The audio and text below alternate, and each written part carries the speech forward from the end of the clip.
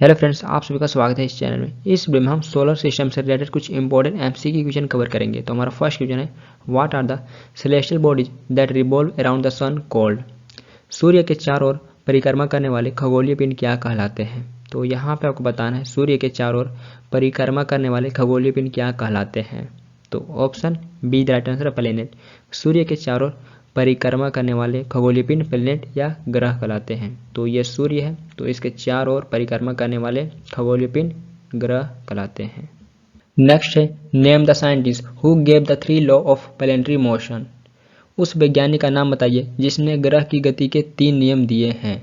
तो option D right answer है Johannes Kepler.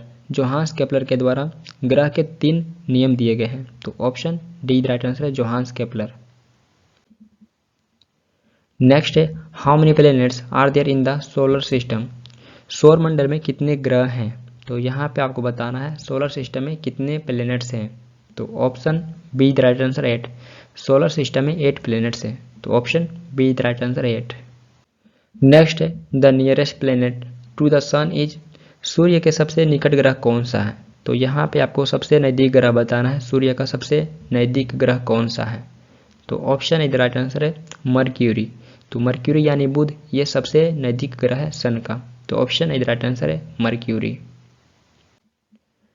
Next है, the farthest planet from the sun is. सूर्य से सबसे दूर स्थित ग्रह कौन सा है। तो यहाँ पे आपको सूर्य से सबसे दूर स्थित ग्रह का नाम बताना कौन सा है। तो option B the right answer है नेपच्यून। नेपच्यून ये सन का फारदेस्ट प्लेनेट है। तो option B the right answer है नेपच्यून। तो मर्क्यूरी ये नियरेस्ट प्लेनेट है, क्लोजेस्ट प्लेनेट है ये सन का, और नेपच्यून ये फारदेस्ट प्लेनेट है सन का।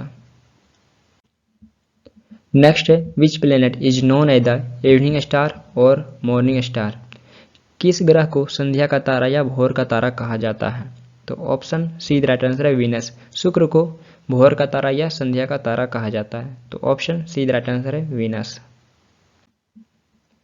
नेक्स्ट है, which is the brightest and hottest planet in the solar system. सौर मंडल का सबसे चमकीला और सबसे गर्म ग्रह कौन सा है। तो option D the right answer है वीनस। शुक्र ये सौर मंडल का सबसे चमकीला और सबसे गर्म ग्रह है।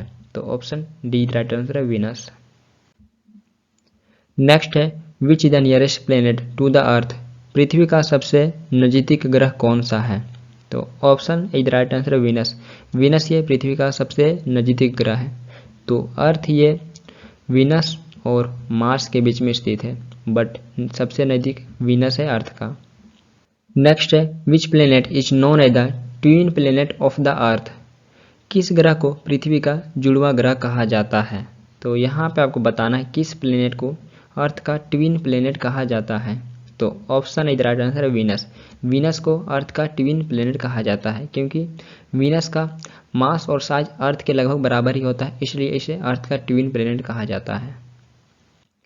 नेक्स्ट है, the largest planet in the solar system is. सौर मंडल में सबसे बड़ा ग्रह है। तो option B the right answer है जुपिटर। बृहस्पति ये सौर मंडल में सबसे बड़ा ग्रह है। तो सौर मंडल में टोटल 8 प्लेनेट है, तो इन 8 में से जुपिटर सबसे बड़ा प्लेनेट है। नेक्स्ट है, which planet is known as the water planet और ब्लू प्लेनेट। किस ग्रह को जल ग्रह या नीला ग्रह के नाम से जाना जाता है। तो option D the right answer है अर्थ। अर्थ को नीला ग्रह या जल ग्रह के नाम से जाना जाता है क्योंकि स्पेस से देखे जाने पर अर्थ का मोस्टली भाग ओशन से कवर है, तो इसलिए इसे वाटर प्लेनेट या ब्लू प्लेनेट के नाम से भी जाना जाता है। नेक्स्ट है, which planet is also known as the red planet. किस ग्रह को लाल ग्रह के नाम से भी जाना जाता है। तो ऑप्शन इज राइट आंसर है मार्स। मंगल को लाल ग्रह के नाम से भी जाना जाता है। तो ऑप्शन इज राइट आंसर है मार्स। नेक्स्ट है, who is also known as the fossil planet. जीवाश्म ग्रह के रूप में किसे जाना जाता है। तो option B the right answer है मून। चंद्रमा को जीवाश्म ग्रह के रूप में भी जाना जाता है। तो option B the right answer है। नेक्स्ट है, which planet is also known as the winter planet. किस ग्रह को शीत ग्रह भी कहा जाता है। तो option C the right answer है जुपिटर। जुपिटर को शीत ग्रह भी कहा जाता है। तो option C the right answer है जुपिटर। नेक्स्ट है, which planets do not have any natural satellite. किन ग्रहों का कोई प्राकृतिक उपग्रह नहीं है। तो यहाँ पे आपको बताना है किन ग्रहों का अपना एक भी नेचुरल सैटेलाइट नहीं है? तो ऑप्शन डी राइट आंसर है मर्क्यूरी एंड वीनस। बुध और शुक्र ग्रहों का अपना एक भी नेचुरल सैटेलाइट नहीं है, तो ऑप्शन डी राइट आंसर है। नेक्स्ट है how many natural satellite of earth? पृथ्वी के कितने प्राकृतिक उपग्रह हैं? तो यहाँ पे आपको बताना पृथ्वी के कितने प्राकृतिक उपग्रह हैं। तो ऑप्शन बी राइट आंसर है 1। पृथ्वी के 1 प्राकृतिक उपग्रह है। नेक्स्ट है अर्थ नेचुरल सैटेलाइट इज? पृथ्वी का प्राकृतिक उपग्रह है, तो option is right answer moon. चंद्रमा ये पृथ्वी का प्राकृतिक उपग्रह है, तो option is right answer moon. Next है Titan is the largest satellite of? Titan सबसे बड़ा उपग्रह किस प्लेनेट का है? तो option D right answer Saturn. Titan ये सैटर्न का सबसे बड़ा प्राकृतिक उपग्रह है, तो option D right answer Saturn. Next है which of the following is the largest natural satellite in our solar system?